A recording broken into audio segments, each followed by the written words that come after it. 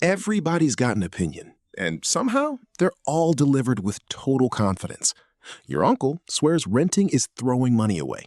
Your coworker swears buying is a trap designed to keep you broke for 30 years. Both of them sound sure. Neither of them has actually done the math. So today, we are doing it for them. Two people, same paycheck, same city, same starting point. One decision that splits their financial lives wide open. Property taxes, repair bills, rent hikes, market appreciation, the stuff people never put in the spreadsheet. All of it goes in. By the time we get to the end, you'll see exactly where the money goes and exactly who comes out ahead. And the answer isn't what most people assume. Let's set the stage fairly. Boomer Bill and Crypto Kyle both make $62,000 a year. Same mid-sized city, same cost of living, same $58,000 sitting in savings. Both are hunting for a 2-bedroom condo near downtown, the kind of place that fits a young professional who wants a short commute. Boomer Bill buys. The place runs $320,000. He puts down 20%, which wipes out almost his entire savings account, and locks in a 30-year fixed mortgage at 6.75%. Principal and interest come out to roughly $1,663 a month. Tack on property taxes around $280 and insurance near $140, and Boomer Bill's total monthly housing cost lands close to $2,083. That number doesn't include the surprise expenses yet, because there are always surprise expenses. Crypto Kyle rents a similar unit for $1,550 a month. No down payment, no closing costs, no inspection fees. He takes his $58,000 and parks it in a low-cost index fund, tracking the broader market, historically averaging about 8% a year. His housing bill is over $500 cheaper than Boomer Bill's right out of the gate, and his savings are already working for him in the market instead of sitting in a down payment. For the first couple of years, Crypto Kyle looks like the genius in the friend group. The water heater dies in his building, the property manager handles it. The roof needs patching, not his problem, not his bill. His only real costs are rent and a cheap renter's policy, maybe $18 a month. Meanwhile, his $58,000 quietly compounds.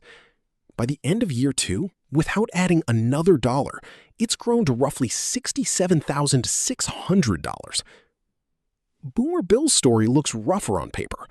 Closing costs alone took about $8,400 out of his pocket before he even moved a box in, eaten up by appraisal fees, title work, and loan origination charges. Then the ongoing bills start stacking: taxes, insurance, and maintenance that typically runs 1% to 2% of the home's value annually, which on a $320,000 place is somewhere between $3,200 and $6,400 a year just to keep things from falling apart. Here's the detail that catches almost every new homeowner off guard. Early in a mortgage, your payment is mostly interest, not principal. In Bill's first year, he pays close to $19,950 total toward his mortgage, and around $17,500 of that goes directly to the bank as interest. Only about $2,450 actually reduces what he owes. That interest disappears exactly the way rent does. The only difference is nobody calls it rent. Add it all up through year 2, and Crypto Kyle has spent about $31,600 on rent while sitting on a $67,600 investment account. Boomer Bill has spent north of $58,000 between mortgage payments, closing costs, taxes, insurance, and upkeep, with maybe $5,100 in actual equity earned through principal payments. At this stage, Crypto Kyle is clearly winning, and it isn't subtle. But watch what happens to each of their monthly numbers as the years roll forward. Crypto Kyle's lease renewal lands, and rent climbs 4%. $1,550 turns into $1,612. Manageable, barely noticeable. The year after, it ticks up again, then again. Each bump feels small in isolation. None of them feel like a crisis, but they never stop and they never reverse. Now look at Boomer Bill's mortgage payment. $1,663 in principal and interest on day 1. $1,663 on the day he makes payment number 100. $1,663 on the day he makes the final payment 3 decades from now. It does not move, not once, for the entire life of the loan. Rent is a number that only knows how to climb. A fixed mortgage is a number that inflation slowly shrinks in real terms, even while it sits perfectly still on paper. Run Kyle's rent forward at a modest 3.5% annual increase, and by year 10, he's paying about $2,070 a month. By year 20, around $2,920. By year 30, somewhere close to $4,120. Bill is still writing the same $1,663 check he wrote in year 1. Something flips around year 5 or 6, and once it flips, it never flips back. While all that's happening, Boomer Bill's condo isn't just sitting there, it's appreciating. Historically, home values in most U.S. markets climb somewhere around 3 to 4% a year.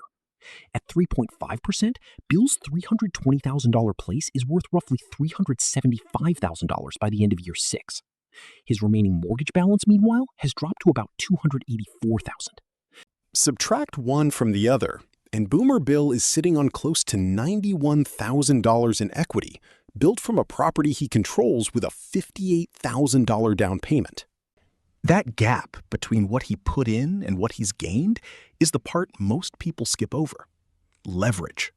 Boomer Bill isn't earning appreciation on his $58,000.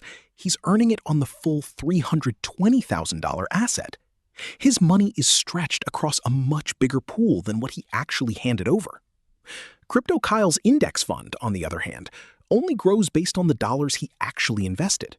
No multiplier, no borrowed exposure, just straightforward compounding on his original $58,000, which by year 6 has grown to roughly $92,000.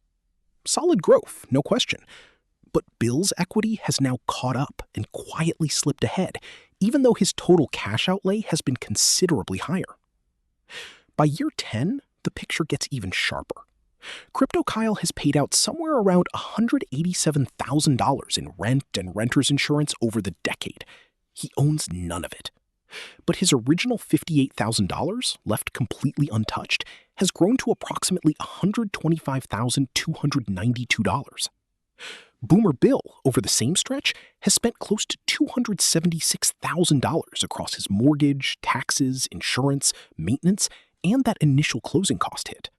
A bigger number, for sure, but his home is now worth around $452,000, and his loan balance has fallen to roughly $245,000, leaving him with about $207,000 in equity. Line them up. Crypto Kyle, $187,000 spent, $125,000 in investments. Boomer Bill, $276,000 spent, $207,000 in equity. Netted out, and Boomer Bill is ahead by somewhere between $60,000 and $80,000, despite having paid out nearly $90,000 more in total. And the gap doesn't level off from here. It widens, because his loan balance keeps shrinking, his property keeps appreciating, and Kyle's rent keeps marching upward with no ceiling in sight. Fast forward to year 30. Boomer Bill makes his final mortgage payment and now owns the place outright, a property that could realistically be worth somewhere north of $850,000, depending on how the market behaves over 3 decades. His monthly housing cost drops to just taxes, insurance, and basic upkeep, maybe $750 a month. Crypto Kyle, in that same month, is still cutting a rent check for over $4,100, and he'll keep cutting one every month for as long as he keeps renting, because there's no version of renting that ends in a payoff date. Now, it would be dishonest to pretend homeownership is some flawless wealth machine with no downside. It isn't. Closing costs alone can run $6,000 to $14,000, depending on the loan and location, and that's before you've unpacked a single box. Big-ticket repairs show up whether you're ready or not. A new roof can run $9,000 to $16,000. Replacing an HVAC system might cost $4,500 to $9,500. And every so often, something like a $10,000 plumbing disaster shows up and wrecks an otherwise good year. Budgeting 1 to 2% of your home's value annually for upkeep isn't optional. It's just reality. Property taxes can rise on their own schedule, even while your mortgage stays frozen. And the equity you build is locked behind drywall. You can't spend it at the grocery store, and pulling it out usually means a home equity loan, a cash-out refinance, or selling the place entirely, which brings agent commissions of 5 to 6%, plus another round of closing costs. There's a part of this that never makes it into a spreadsheet at all. control. A renter doesn't get a vote when the building changes hands. A new owner can decide not to renew the lease, raise the rent past what the budget can absorb, or quietly stop fixing things because repairs eat into their margin. The pet policy can change, the parking situation can change, the whole arrangement can shift with 60 or 90 days notice, and there's nothing in the lease that protects against someone else's decision to sell. You can plant roots, settle into a school district, build a routine around a commute, and still get reminded that none of it is technically yours to keep. That's not a reason renting is the wrong call. Plenty of people value the flexibility on purpose, but it's a cost that doesn't show up on any bill, and it deserves to be counted alongside the dollar figures. Now, here's where the full comparison actually lands. Over the full 10-year stretch, Crypto Kyle has spent less in absolute dollars and built a respectable investment balance with zero stress, zero repair bills, and zero responsibility for anything structural. Boomer Bill has spent more, dealt with more headaches, and absorbed real risk along the way. But he's also built more total wealth, and the trajectory only tilts further in his favor with every year that passes. That's the trade nobody fully explains. Buying isn't free of cost or stress. It's a bet that fixed payments and leveraged appreciation will eventually outpace a renter's flexibility and lower upfront commitment. Historically, over long enough timeframes, that bet tends to pay off. That said, there are real situations where renting is genuinely the smarter financial move, not just the easier one. If you know you're relocating within the next 4 or 5 years, buying is usually a losing trade. Closing costs going in, agent fees going out, and barely any equity built in those early years means you'll likely come out behind compared to just renting and investing the difference. The general break-even window for most purchases sits around 5 to 7 years, and if your timeline is shorter than that, renting wins on the math alone. If you live somewhere with a wildly skewed price-to-rent ratio, places like San Francisco, parts of New York, or certain pockets of Southern California, the numbers can break down entirely. When a modest property costs $1.1 million but rents for $3,800 a month, no amount of appreciation makes the purchase pencil out cleanly. And if your job demands flexibility, frequent relocations, unpredictable contracts, owning can turn into a liability instead of an asset. There's also a more personal variable that doesn't show up in any spreadsheet: discipline.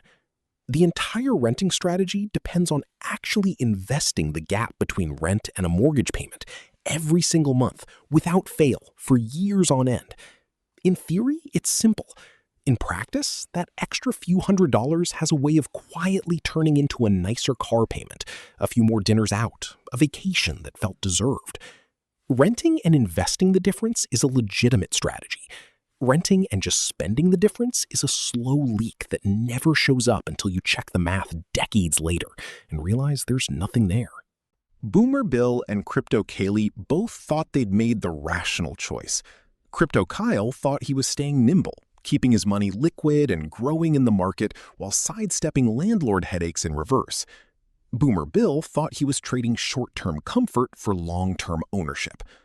Neither one of them sat down and modeled it past year one, and if they had, they might have made different choices, or at least made the same choices with their eyes open. Boomer Bill came out ahead, but not because owning a home is automatically the winning move in every scenario. He came out ahead because he locked in a payment that stayed still while everything around it kept climbing. He came out ahead because a relatively modest down payment let him capture appreciation on an asset worth more than 5 times what he put in. And he came out ahead because every single payment moved him one step closer to a day when his housing cost would basically disappear. The actual trap in this whole debate isn't renting, and it isn't buying. The trap is staring at one number, this month's rent, or this month's mortgage payment, and assuming that single figure tells you anything meaningful about a decision that plays out over 10, 20, or 30 years. So next time a lease renewal letter shows up with another 4% bump that feels like nothing, do the math on what that nothing turns into after 3 more decades of compounding. That's the only version of this comparison that actually means something.